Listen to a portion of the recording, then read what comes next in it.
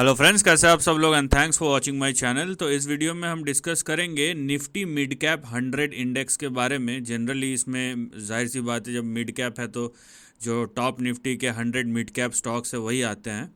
तो यहाँ पे करेक्शन शुरू हो चुका है, ठीक है। और नंबर वन, जब करेक्शन अब आपको दिखेगा कि बाज़ार में जो लोगों के पास जनरली लोगों के पास होता है, अब उन सब शेयर्स की पिटाई होगी। आपको ऐसा अब इंडिकेशन या शुरू भी हो चुका होगा, तो वो आपको अब दिखेगा कि निफ्टी, क्योंकि मिड कैप इंडेक्स का करेक्शन शुरू हो गया है। यहाँ पे मैं बहुत ही सिंपल तरीके से ट्रेंड को समझाने की कोशिश करूँगा। और देखिए, करेक्शन शुरू हो गया का मतलब ये मत निकालिएगा कि वो 2008 और वो ऐसा क्रैश और वो सब। बियॉन्ड अ सर्टन पॉइंट हमको नहीं जाना चाहिए और हम जाएंगे भी नहीं। जो जितना दिख रहा है उसको उतना ही देखना और दिखाना चाहिए। उसको फिर इन्फ्लेट करके उसको बढ़ा चढ़ा के बताने की कोई ज़रूरत नहीं।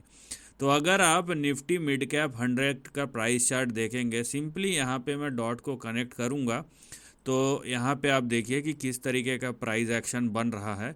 और ये जब मैं करेक्शन बोल रहा हूँ ना, तो उसका मतलब ये नहीं है कि शुरू हुआ तो गिरता ही जाएगा। यहाँ पे करेक्शन में भी अपसाइड आते हैं, राइट। और यहाँ पे आप देख रहे हैं कि एक वन लेग ऑफ करेक्शन हो चुका है। और ये करेक्शन जब हुआ था, इसमें कितना परसेंट गिरा था? 10%। ये सीधा धड़ाम से ऐसा सीधा नहीं गिर गया था कि 18-20%। ये 10% ही गिरा, लेकिन जो टाइम पीरियड लिया है, कम से कम 6-7 महीने का टाइम पीरियड था, जिस बीच में यहाँ पे करेक्शन स्लैश कंसोलिडेशन हो रहा था। और फिलहाल वही चीज़ आपको दिखाई देगा। तो यहाँ पे जो आपका करेक्शन शुरू हुआ है, अब उसका डायरेक्शन कौन तय करेगा? क्या वो इस तरीके से जाएगा, ठीक है? क्या वो इस तरीके से करेक्शन होगा? क्या वो इस तरीके से करेक्शन होगा? क्या वो एकदम फ्लैट होगा इस तरीके से? तो ये कौन डिसाइड करेगा?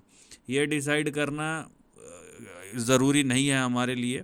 जो हमारे लिए समझना है, जो ज़रूरी है हमारे लिए, वो ये है कि नंबर वन, करेक्शन स्टार्ट हो गया है। एंड नंबर टू, जो जोन है वो यहाँ कहीं होगा। जब मैं बोलता हूँ यहाँ कहीं, तो उसका मतलब है कि आपका जो सपोर्ट जोन होगा वो ये लाइन होगा। ऑब्वियसली 33,500 से लेके 36,300 या 36,500, ये जो जोन है आपका, राइट, ये जो पर्टिकुलर एरिया है, ये यहाँ पे इस बीच में कहीं ना कहीं, जैसे यहाँ पे टच हुआ था, सपोर्ट बना था, या इस रेंज में कहीं ना कहीं आपका सपोर्ट बनेगा। जिसके बाद आपका अगला मूव जो है, अगला अप मूव जिसके बाद स्टार्ट होगा। तो यहाँ पे इस तरीके का आपको दिखाई दे रहा है। और एक तरीके से भी आपको मैं दिखा देता हूँ प्राइस एक्शन। तो देखिए, ये ए, ये बी, ये सी हो चुका है, यहाँ पे डी होगा, उसके बाद फिर ई भी चालू होगा। तो ऐसा नहीं है। और यहाँ पे अगर आप ये सोच रहे हैं कि नहीं ये करेक्शन और होगा, इससे भी नीचे चले जाएगा, तो देखिए वो फिर आप बढ़ा चढ़ा के बोल रहे हैं।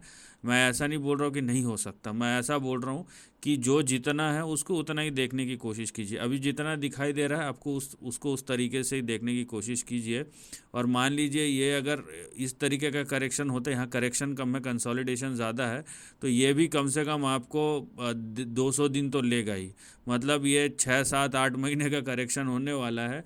तो कहीं ना कहीं ये इंडिकेशन आपको मिलता है कि अब मिड कैप जो है कहीं ना कहीं कंसोलिडेशन फेज़ में, करेक्शन प्लस कंसोलिडेशन फेज़ में जाने वाला है।